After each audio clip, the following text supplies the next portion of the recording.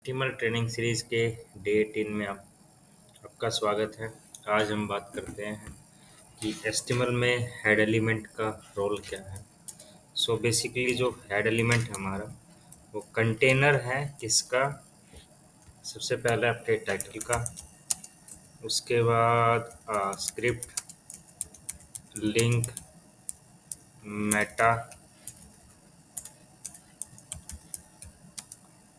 Style. तो ये जितने भी एलिमेंट्स हैं जो हमने डिस्कस किए, लाइक टाइटल है, स्क्रिप्ट है, लिंक है, मेटा और स्टाइल्स है, ये सारे के सारे क्या है, हेड का पार्ट है। इसमें एक एलिमेंट और आता है जैसे बेस। इनको वन बाय वन डिस्कस करते हैं क्या रोल है इनका। इससे पहले मैं आपको एक चीज़ हाईलाइट करना चाहता हूँ कि जैसे एचटीएमएल की अगर बात करें तो एचटीएमएल का जो करंट वर्जन है वो एचटीएमएल 5 है, और सीएसएस का जो वर्जन है सीएसएस 3। इसमें अगर हम नोटिस किया आपने तो जैसे जितने हमारे पुराने सेशंस हैं मोस्टली हमने एचटीएमएल से स्टार्ट किया है। जैसे HTML, then head, head title, then head close, body, body close और एचटीएमएल क्लोज। यहाँ पे हमने डॉक टाइप लगाया हुआ है। डॉक टाइप क्या है, ये रिप्रेजेंट करता है कि आपका एचटीएमएल 5 फेज है। तो ये बेसिकली एचटीएमएल एलिमेंट से पहले हम बोले कि सबसे स्टार्ट में आएगा, और इसमें क्या एक्सप्लेनेशन साइन है, एरोज है, डॉक टाइप जो है कैपिटल में और एचटीएमएल स्मॉल में। वन टाइम प्लेसमेंट है, हर वेब पेज के अंदर ये आएगा। अब हम बात करते हैं सबसे पहले टाइटल एलिमेंट की। टाइटल क्या होता है, टाइटल के मल्टीपल पर्पज है। मल्टीपर्पज क्या क्या है, सबसे पहला पर्पज है कि आपके वेब पेज के टाइटल को रिप्रेजेंट करता है। लेट्स सपोज कि मैं इसको ब्राउजर में रन कर रहा हूँ और यहाँ पे नोटिस करूँ तो याद रखो HTML training series day 18 text based training.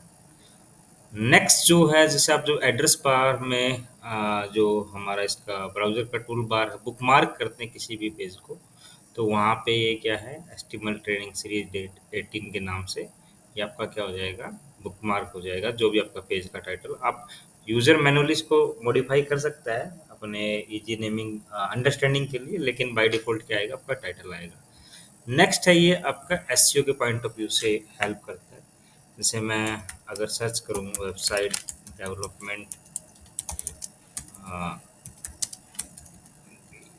Development training in Mahendragarh, तो यहाँ क्या जितने भी पेजेस हैं जिनके टाइटल्स में क्या है ये सब हैं, तो उसमें क्या होएगा, ये आएगा आपका से यहाँ पे अगर देखें तो वेबसाइट डेवलपमेंट ट्रेनिंग से रिलेटेड पेजेस यहाँ पे आ रहे हैं।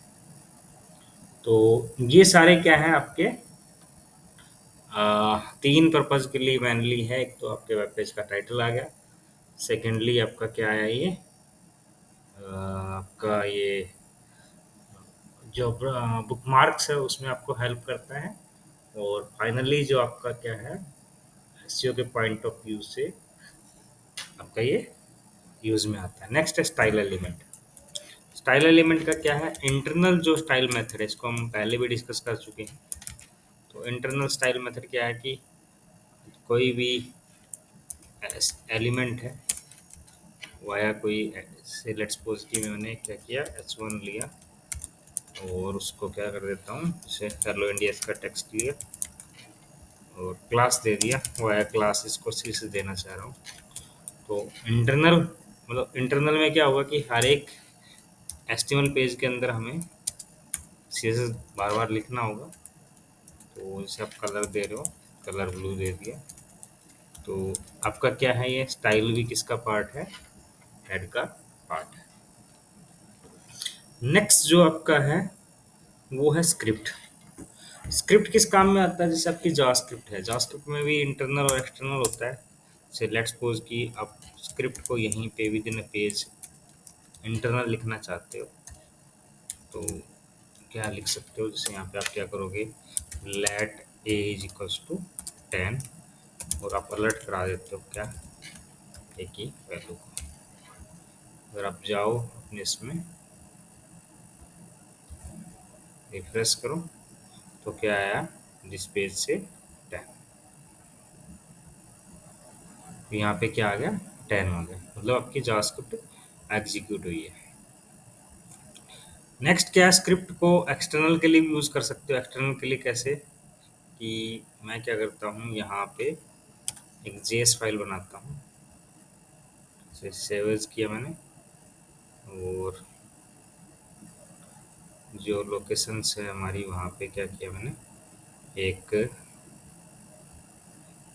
स्क्रिप्ट फाइल बनाया जिसे कस्टम डॉट जेएस, और इसमें मैंने क्या किया, let b is equal to 20, उसको क्या करा देता हूँ, अलर्ट करा देता हूँ 20। अगर किसी को जावास्क्रिप्ट का आइडिया नहीं है तो इसको ज़्यादा कंफ्यूज होने की ज़रूरत नहीं है, बस सिंपल वेरिएबल लेके अलर्ट करा के देख लो। इसको डिटेल में हमारे कमिंग सेशन में, क्योंकि जो हमारा पूरा जो सीरीज़ है ये कंप्लीट वेब डेवलपमेंट का, ये एचटीएमएल सीएसएस का नहीं है। इसमें हम HTML CSS, Bootstrap, JavaScript, jQuery, PHP, MySQL, Node JS, ये सारा का सारा इसमें इंक्लूड करेंगे। तो उसमें क्या कंप्लीट आपका फुल स्टैक डेवलपमेंट का हमारा एक कोर्स रहेगा। तो 1 मिनट के लिए हैंग किया है। सो बेसिकली ये क्या करेगा, अभी जैसे मैंने बताया कि दो वे हैं, इंटरनल और एक्सटर्नल। इंटरनल में क्या होता है कि आपका जो पेज है, एचटीएमएल पेज है, उसके अंदर ही आपकी क्या होगी, ये रहेगी आपकी स्क्रिप्ट को आप विद इन एचटीएमएल पेज आप राइट करते हो, लेकिन आपको चाहिए कि वो स्क्रिप्ट जो है मल्टीपल पेज पे यूज में आती है। तो सेम लाइक सीएसएस जो है हमने डिस्कस किया था पहले, तो सीएसएस में भी कैसे होता था कि आपके सीएसएस ही है, सीएसएस में जो हमने डिस्कस किया सीएसएस के बारे में, उसमें दो पेज थे, एक इंटरनल था एक एक्सटर्नल था। तो इसमें एक्सटर्नल में क्या होगा, जैसे स्क्रिप्ट और क्लोज स्क्रिप्ट, और यहाँ एसआरसी में क्या दे दोगे, पाथ दे दोगे आप एसआरसी में। जैसे जहाँ पे मेरी एचटीएमएल फाइल है वहीं पे जावास्क्रिप्ट फाइल है, उसका नाम क्या है, कस्टम डॉट जेएस। अगर इस पेज को आप रन करोगे तो यहाँ पे दो अलर्ट्स आएंगे आपके पास। पहला जो अलर्ट आया है 10 और दूसरा अलर्ट आया है 20। तो बेसिकली कैसे आया, जो पहला अलर्ट आया है वो जावास्क्रिप्ट के इंटरनल मेथड के थ्रू आया है। अगर मैं यहाँ पे कमेंट्स डाल के आपको एक्सप्लेन करूँ, ये क्या है, इंटरनल मेथड है आपके जावास्क्रिप्ट का। और यहाँ इसकी बात करें, ये क्या है आपका एक्सटर्नल मेथड है आपका जावास्क्रिप्ट का। नेक्स्ट जो है आपका वो है लिंक एलिमेंट। अब लिंक एलिमेंट भी क्या है, दो पर्पज के लिए यूज होता है। पहला पर्पज तो क्या है कि लेट्स सपोज कि मैंने क्या किया, एक style dot C S S, ठीक है, और यहाँ पे स्टार लगा के बाय डिफॉल्ट जो पैडिंग मार्जिन जो होता है, पैडिंग 0, मार्जिन 0, और जो बॉक्स साइजिंग है उसको क्या कर देता हूँ, बॉर्डर बॉक्स।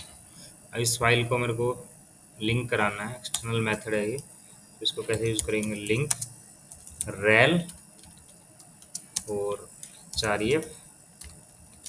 आर एफ में आपका पाथ आ जाएगा। जैसे यहाँ पे कोई फोल्डर नहीं है, डायरेक्ट फाइल है, तो style dot C S S, और रेल में क्या डाल दोगे आप, स्टाइल सीट। और फिर रेल ही आपका डिफाइन करता है कि अब देखो यहाँ पे जो डिफॉल्ट पैडिंग मार्जिन होता है वो रिमूव हो जाएगा। तो वो रिमूव हो गया क्योंकि मेरी जो एक्सटर्नल फाइल है उसमें मैंने इसको यहाँ पे टॉप ऑफ पे अप्लाई किया है। नेक्स्ट जो है वो क्या है आपका, कि आप इसको किसके पर्पज के लिए यूज कर सकते हो, आप इसको फेविकॉन आइकन के लिए यूज कर सकते हो। जैसे link rel is equals to icon, और अभी के लिए मैं क्या कर सकता हूँ, यहाँ पे मैं लेट्स सपोज कि मैं जो टेक्स्ट स्पेस का जो हमारा आइकन है, फेविकॉन आइकन क्या, जो आपके टाइटल के लेफ्ट में आइकन जो आ रहा है ना, तो उसके लिए आप इसको यूज़ कर सकते हो। और मैं इसका क्या करता हूँ, यहाँ से फेविकॉन का लिंक निकाल लेता हूँ, और अभी के लिए क्या है, इस लिंक को यूज़ कर लेता हूँ। यहाँ जैसे आप HREF, और आपने क्या किया, टेक्स्ट स्पेस का मैंने फेविकॉन आइकन यहाँ पे लिया है। अब इसको मैं पेज को रिफ्रेश करूँगा तो यहाँ क्या होगा, ये मेरे अलर्ट्स आ रहे हैं बार बार। देखो यहाँ पे टाइटल के लेफ्ट साइड में क्या हो गया, टेक्स्ट पेज का आइकन लग के आ गया। तो लिंक एलिमेंट जो आपका बेसिकली दोनों पर्पज के लिए होता है, एक तो क्या आपका एक्सटर्नल सीएसएस फाइल को इंक्लूड कराने के लिए वेब पेज में, और दूसरा क्या है, फेविकॉन आइकन के लिए आपका यूज में आता है। जैसे में रेल में आपको उसके रिलेटिव डालना होगा कि क्या आप किस पर्पज के लिए उसको आप यूज कर रहे हो। नेक्स्ट आपका मेटा।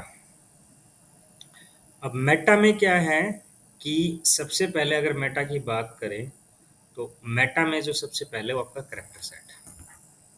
जैसे इसको कैसे लिखेंगे, जैसे head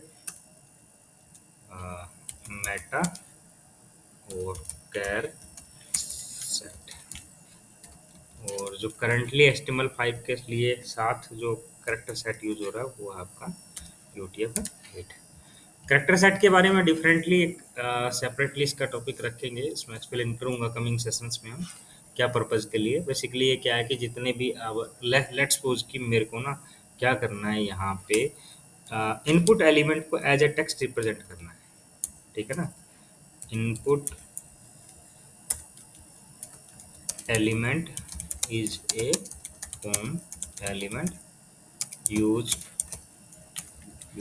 to capture user information. अब यहाँ क्या होगा, जैसे मैंने इनपुट को ना एरोज के साथ यूज किया है, ठीक है। अगर मैं यहाँ पे ये बार बार इसको मैं क्या करता हूँ, इसको कमेंट आउट कर देता हूँ बेसिकली, क्योंकि अलर्ट जो है बार बार आ रहा है। फॉर द टाइम बिंग इसको कमेंट आउट कर देता हूँ। मैंने एक्सप्लेन कर दिया आपको कि ऑलरेडी की क्या स्क्रिप्ट को कैसे इंक्लूड करा सकते हैं। तो यहाँ पे मेरे को क्या है, इनपुट को एज ए क्या करना है, दिखाना है कि ब्राउजर में अगर इसको मैं एरोज के साथ यूज करता हूँ तो मैं यहाँ एंटिटीज यूज करता हूँ, एंड LT सेमीकोलन और एंड RT GT सेमीकोलन। अगर मैं अभी देखूं तो ये देखो इनपुट के साथ ना अब लेफ्ट एरो और राइट एरो मेरा आ गया। लेस देन और ग्रेटर देन की बात करें तो ये बेसिकली क्या है, एंटिटीज है। और इन एंटिटीज को यूज में लाने के लिए क्या हमें करेक्टर सेट का डिफाइन करना जरूरी है, क्योंकि लिंक होती है आपके करेक्टर सेट के साथ। नेक्स्ट जो मेटा है वो है आपका कीवर्ड। से meta name is equal to keywords, और इसके कंटेंट में आ जाएगा आपका, जैसे लेट्स सपोज कि मेरा ये ट्रेनिंग का पेज है तो मैं बोलता हूँ HTML comma CSS comma Bootstrap comma JavaScript. जिन जिन कीवर्ड्स के साथ मैं क्या इस पेज को रैंक कराना चाहता हूँ तो उसके लिए क्या है, आपके वेब पेज में SEO के पॉइंट ऑफ व्यू से बेसिकली यूज होता है ये। और आप क्या है वहाँ पे अपने कीवर्ड्स डिफाइन कर देते हो, इस पार्टिकुलर पेज को मैं इन पार्टिकुलर कीवर्ड से क्या रैंक कराना चाहता हूँ। नेक्स्ट है कंटेंट है। नेक्स्ट आपका जो एलिमेंट है वो क्या है, मेटा डिस्क्रिप्शन। इसको मेटा कीवर्ड्स बोलते हैं पहले वाले को, और इसको क्या बोलते हैं, मेटा डिस्क्रिप्शन। तो मेटा डिस्क्रिप्शंस में आप कैसे डाल सकते हो, जैसे फ्री वेबसाइट ट्यूटोरियल और HTML CSS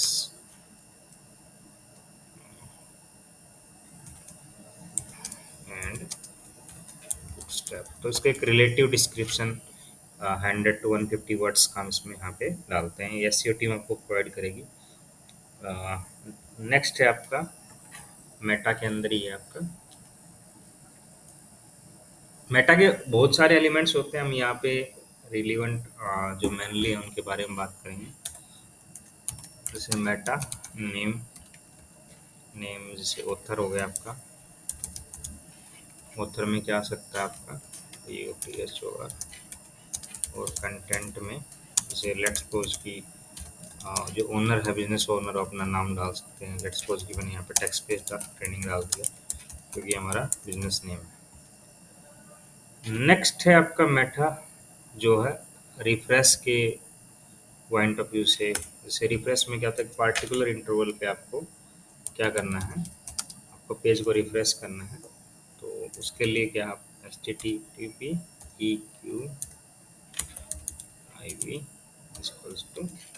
रिफ्रेश, और यहाँ कंटेंट में आपने डाल दिया ड्यूरेशन। जैसे आपने क्या किया 30 या 10 डाल देता हूँ।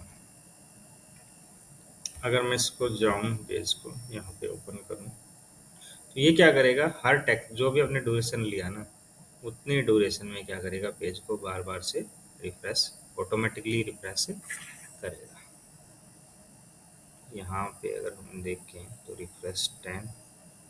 अभी मैं क्या करता हूँ, इसमें ना अलर्ट को ऑन कर देता हूँ। अलर्ट ऑन इसलिए कर रहा हूँ कि अलर्ट में क्या होता है कि जब भी आपका पेज, देखो यहाँ पे पेज रिफ्रेश हुआ है, जब भी 10 सेकंड में पेज रिफ्रेश होगा, मतलब पूरा का पूरा पेज वापस लोड होगा, और लोड होगा तो जो अलर्ट है वो वापस आएगा। अभी मैं कुछ नहीं कर रहा हूँ, बेसिकली जैसे 10 सेकंड पूरे हुए तो ये दोबारा से रिफ्रेश हुआ। अब जैसे जैसे नेक्स्ट 10 सेकंड से वो कंप्लीट हो जाएंगे, पेज को रिलोड करेगा, और रिलोड होने के बाद क्या होगा, आपका अलर्ट दोबारा से, जैसे दोबारा से अलर्ट आ गया। तो जस्ट आपको ये इजीली समझ में आ जाए कि पेज अपने आप रिफ्रेश हो रहा है, उसके लिए क्या है, मैंने यहाँ पे अलर्ट को ऑन किया है। तो जितनी बार भी, अब जैसे मैं इसको अलर्ट को ऑफ कर देता हूँ, तो ये क्या करेगा कि हर टेक सेकंड में, 10 सेकंड्स में इसको क्या करता रहेगा, रिफ्रेश करता रहेगा। नेक्स्ट जो आपका है वो है विपोर्ट मेटा। विपोर्ट मेटा में क्या होता है, जैसे meta name is equal to आपका क्या है, व्यू पोर्ट, और कंटेंट इसका आएगा जैसे width is equal to, width is equal to device width. इसको एक्सप्लेन भी करता हूँ, पहले इसको जो सिंटेक्स वो लिख लेता हूँ। इनिशियल जो स्केल है वो क्या हो गया, 1.0। सो व्यू पोर्ट क्या होता है, जो विजिबल एरिया है आपके वेब पेज का वो है। अब जैसे इसकी बात करें, अगर हम वेब पेज पे जाए हमारे, तो यहाँ पे विजिबल एरिया है जो भी साइज है अभी फिलहाल में। अब लेट्स सपोज कि इसको मैं रिसाइज कर देता हूँ, और रिसाइज करके इसको क्या कर लेता हूँ, इसका साइज कम कर लेता हूँ, तो यहाँ इसका विजिबल एरिया जो कम हो गया। तो ये बेसिकली डिवाइस के टर्म पे बात करें, तो डिवाइस की टर्म में क्या है, लैपटॉप का और आपके कंप्यूटर का अलग स्क्रीन साइज होता है, फ़ोन का अलग है, टैबलेट का अलग है, प्रोजेक्टर का अलग है, एलईडी का अलग है। तो जो भी आपका विजिबल एरिया है, तो उसके अकॉर्डिंगली ये क्या करेगा, कंटेंट को अपने आप एडजस्ट कर लेगा। बेसिकली रिस्पॉन्सिव के लिए यूज में आता है, रिस्पॉन्सिव के बारे में आगे बात करेंगे। तो उसके उसमें ये आता है, तो ये क्या कर रहा है, जो विड्थ क्या है, कोई भी डिवाइस है, जिस भी डिवाइस में वेब पेज रन हो रहा है उसकी विड्थ, और इनिशियल स्केल क्या है 1.0, काइंड ऑफ इसको कंसीडर कर सकते हो कि 100% उसको लेके चल रहा है। तो अभी हमने टाइटल को डिस्कस कर लिया, स्क्रिप्ट को किया है, लिंक को किया हमने, मेटा को किया, स्टाइल को किया, और नेक्स्ट क्या करते हैं, बेस को डिस्कस करते हैं। अब बेस को क्या है कि लेट्स सपोज कि मेरे यहाँ पे आ, जितने भी रिलेटिव पाथ हैं, दो तरह के पाथ होते हैं हमारे पास। एक होता है एब्सोल्यूट पाथ, और एक होता है रिलेटिव पाथ। अब बेस वर्कआउट कैसे करेगा, जैसे बेस अपने आप में एक एलिमेंट ही अलग से, जैसे आपने क्या किया, यहाँ पे मैंने डाल दिया बेस, और HREF इज इक्वल्स टू, ये बेस का क्लोजिंग किया, और लेट्स सपोज कि मैं यहाँ पे ना ये जो टेक्स्ट स्पेस का जो यूआरएल है बेस में वो डाल देता हूँ, ठीक है। और यहाँ पे एक एंकर भी बना लेता हूँ, यहाँ पे एंकर बना लेता हूँ मैं, यहाँ पे एक एंकर AHREF इजिकल्स टू, और एंकर को क्या किया, क्लोज किया, और जैसे लिंक 1, और यहाँ पे इसको लिंक कर देता हूँ किसके साथ, hello.html पे। तो बेसिकली यहाँ क्या होना था कि जैसे जब भी आप लिंक 1 पे क्लिक करोगे तो hello.html बेसिकली अभी है नहीं, लेट्स अगर है मेरा, तो उस पर वो रिडायरेक्ट हो जाएगा। लेकिन हम अभी हमने क्या किया, यहाँ पे ना बेस का यूज़ किया है। बेस में क्या डाल दिया, मैंने टेक्स्ट पेज डाल दिया, तो ये क्या करेगा, क्या इफेक्ट करेगा। तो अगर मैं यहाँ रिफ्रेश करूँ, अगर इस पेज को मैं रिफ्रेश करूँ और इसको ना एक काम और करता हूँ, बेस किया मैंने, बेस ले लिया मैंने, और अगर अभी मैं लिंक पे क्लिक करूँ, जैसे ये लिंक है जो मेरा, इस पे क्लिक करूँ तो इसने क्या किया, क्योंकि वो रिलेटिव यूआरएल था ना, तो रिलेटिव था तो उसने क्या किया, ऑटोमेटिकली ही आपके जो रिलेटिव पाथ था ना, उसके आगे जो आपने बेस में डाला था उसको वहाँ पे प्लेस कर दिया। अब मैं इसको आपको ना ब्राउज़र में दिखाता हूँ ये कैसे ब्राउज़र में ट्रीट हो रहा है। कि अगर मैं इसको इंस्पेक्ट में जाऊँ और इसके बॉडी में जाऊँ, तो यहाँ पे देखो hello dot H T M L है, लेकिन ये टेक्सपेस डॉट कॉम ऑटोमेटिकली लेके आ रहा है। क्यों लेके आ रहा है, क्योंकि आप जो भी बेस में दोगे और जितने भी एब्सोल्यूट यूआरएल्स हैं, absolute URLs means, sorry relative URLs हैं, relative URLs means let's suppose कि मैं यहाँ पे ए एच आर एफ और मैं गूगल को लिंक कर रहा हूँ, ठीक है, जैसे मैं गूगल और यहाँ पे डाल देता हूँ for the time being www.google.com। तो एक्चुअली क्या है कि ये ना रिलेटिव है, एब्सोल्यूट नहीं है। इसको देखते हैं, पहले समझते हैं, उसके बाद इसका एक्सप्लेनेशन करता हूँ आपको। तो यहाँ पे क्या किया मैंने, दो, एक लिंक वन और एक गूगल। अब जिसमें गूगल पे क्लिक करूंगा तो ये क्या यूआरएल बनाएगा आपका, textpage.com। उसके बाद इसने क्या किया, www.google.com जो आपने एच में दिया था। अब मैं क्या क्या क्या करता हूँ, इस प्रोटोकॉल स्पेसिफाई कर देता हूँ। जैसे यहाँ पे मैंने किया HTTP:// कर देता हूँ :// और www.google.com। अगर मैं अपने वेब पेज को अभी रिफ्रेश करूं और यहाँ पे देखूं तो यहाँ पे लिंक वन पे क्लिक करूंगा, तो यहाँ पे जो मेरा बेस यूआरएल में था textpage.com वो स्पेसिफाई हो गया। लेकिन लेट्स सपोज कि मैं यहाँ पे गूगल पे क्लिक करता हूँ, तो यहाँ देखो अब की बार ना textpage.com नहीं लग के आया, क्योंकि जो बेस है वो क्या होता है कि जो आपका जहाँ पे भी रिलेटिव है, जहाँ पे भी रिलेटिव पाथ है, वहाँ ऑटोमेटिकली उसके आगे प्लेस हो जाएगा ये। ठीक है, तो ये आपका रिलेटिव पाथ है और ये क्या है आपका एब्सोल्यूट पाथ। इसके बारे में भी कमिंग सेशंस के बारे में, कमिंग सेशन में डिटेल में इसके बारे में बात करेंगे कि एब्सोल्यूट पाथ क्या होता है और रिलेटिव पाथ क्या होता है। ये क्या है, रिलेटिव पाथ है। तो चाहे वो आपका कोई एंकर है, चाहे इमेज का पाथ है, अगर आपकी लेट्स सपोज की इमेजेस भी रिलेटिव वे में आपके इसमें लिंक हो रखी है, तो वहाँ पे भी क्या करेगा, बेस को अपने आप उसके अंदर प्लेस कर देगा। अब लेट्स सपोज कि मैं यहाँ क्या कर देता हूँ, एट्रीब्यूट लेता हूँ, सॉरी, टारगेट, चलो target blank, T R target is equal to underscore blank. अब ये क्या करेगा, जैसे लिंक वन है, लिंक पे उन पे क्लिक किया, आपके पेज को ओपन रखा, नए टैब में ओपन कर दिया, लेकिन इसके सामने क्या कर दिया इसने, बेस यूआरएल पे यहाँ पे डाल दिया। अब लेट्स सपोज कि मैं बेस यूआरएल को उठा के क्या कर देता हूँ, google.com कर देता हूँ, इंस्टेड ऑफ textpage.com क्या कर देता हूँ, google.com। तो यहाँ पे अगर आप देखोगे तो यहाँ क्या हुआ होगा, जैसे लिंक वन जो है इसके आगे अब ये क्या लेके आ रहा है, google.com/hello.html।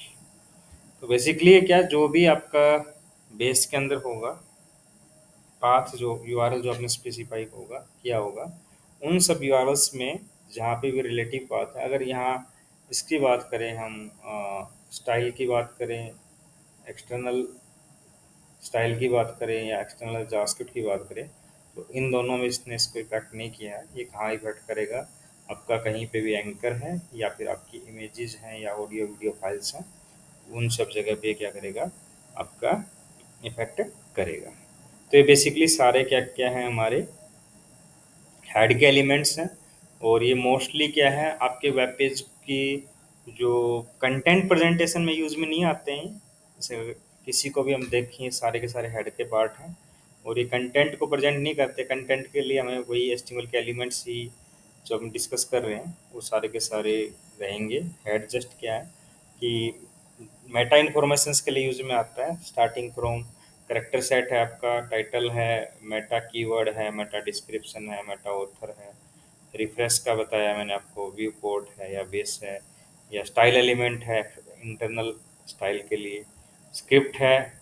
स्क्रिप्ट में दोनों वे हैं, स्क्रिप्ट को सेम एलिमेंट को दोनों वे से यूज कर सकते हैं आप। इंटरनल इस वे में भी इंक्लूड करा सकते हो स्क्रिप्ट का यूज करके, स्क्रिप्ट एलिमेंट का, और सेम आपको इसको एक्सटर्नल में यूज करा सकते हो। लिंक को आप दो पर्पज के लिए यूज कर सकते हो, एक क्या स्टाइल शीट को लिंक कराने के लिए, और एक क्या आपके आईफोन आइकन को लिंक कराने के लिए।